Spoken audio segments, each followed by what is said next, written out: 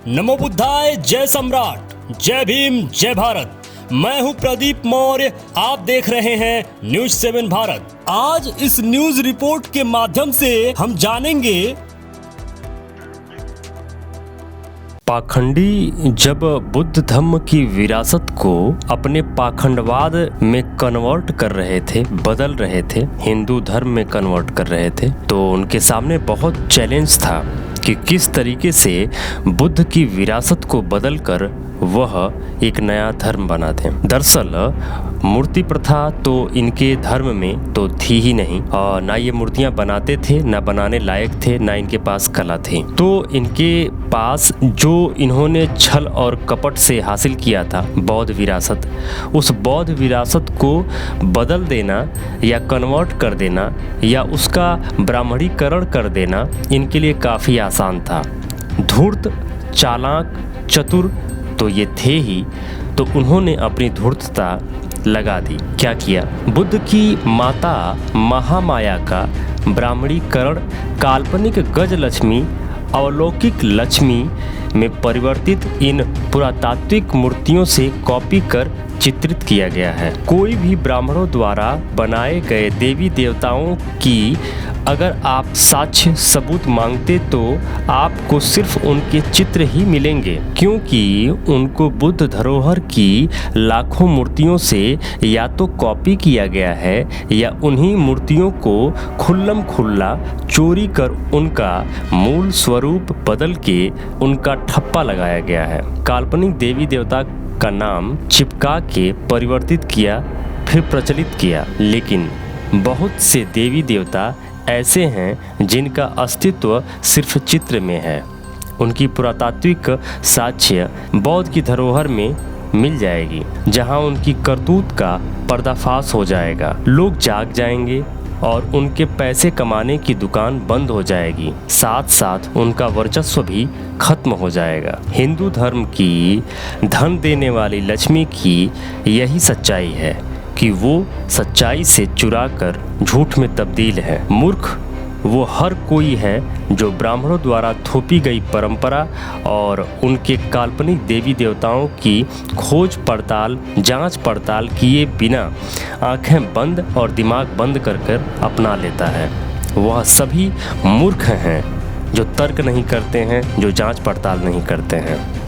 वक्त आ चुका है सच्चाई को अपनाने का और अपने मूल धम्म में वापसी करने का। जबकि आपके सामने साफ साफ यह सच्चाई दिखती है कि बुद्ध की माता महामाया का जो ये चित्र बनाया गया, का ये जो स्ट्रक्चर बनाया गया मूर्तियों में कि बीच में वो होती हैं और दोनों तरफ से हाथियों का प्रतीक होता है। हाथी कलश लिए होती हैं, दोनों तरफ से हाथी होती हैं।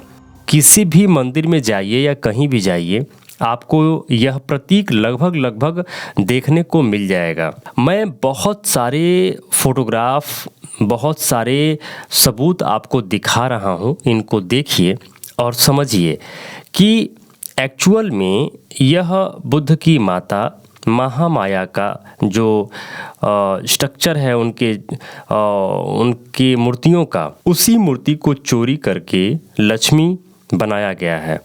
अब दरअसल बहुत सारे बौद्ध विहारों पे यह इस तरह की मूर्तियां बनी हुई थीं, तो जब तक वो इसको किसी अपने देवी देवता में कन्वर्ट नहीं करते तो इनकी चोरी पकड़ी जाती। तो साजिश के तहत इन्होंने बुद्ध की माता को ही बता दिया कि यह लक्ष्मी है, और अपने आप जहाँ जहाँ यह स्ट्रक्चर पाया जाता है, यह मूर्तियाँ पाई जाती हैं, लोग मूर्ख बनते हैं और उसको लक्ष्मी समझने लगते हैं। सांची स्तूप, बोध गया, कौसाम्बी, भरहुत स्तूप इत्यादि में भग्नावशेषों से प्राप्त रेलिंग के शिल्पों से नकल मारकर विषमतावादियों ने काल्पनिक लक्ष्मी का निर्माण किया है। सांची स्तूप के द्वार पर अंकित शाक्यमुनि बुद्ध की माता महामाया की प्रतिमा आप देख सकते हैं और आज के लक्ष्मी के चित्रों से तुलनात्मक अध्ययन कर सकते हैं। तो आपको यही पता चलेगा कि एक्चुअल में महामाया, बुद्ध की माता महामाया की मूर्तियों को बदल कर ही या उन्हीं को कन्वर्ट करके लक्ष्मी बनाया गया है। आखिर में विषमतावादियों की चोरी पकड़ी गई। सच एक न एक दिन सामने आ ही जाता है। नक्कालों, चोरकटों से सावधान हो जाइए, नहीं तो आपकी बची हुई विरासत भी यह चोरी कर लेंगे। किसी हिंदू मंदिर में जाओगे तो आपको दरवाजे से घुसते ही दरवाजे के ऊपर महामाया, जो कि गौतम बुद्ध की माता का नाम है, उनकी प्रतिमा मिलने लगेगी, जिसको आज लक्ष्मी मानकर पूजा जा रहा है। यह स्ट्रक्चर देख लो, यह डिजाइन देख लो, यह सब बुद्धिस्ट स्तूप, बुद्धिस्ट महाविहार, बुद्धिस्ट यूनिवर्सिटी बुद्धिज्म में ही है। तथागत गौतम बुद्ध की माता महामाया को ही तथाकथित लक्ष्मी का रूप दिया है। इन पाखंडियों ने महामाया को ही लक्ष्मी बना दिया। महामाया को ही लक्ष्मी कहा जाता है।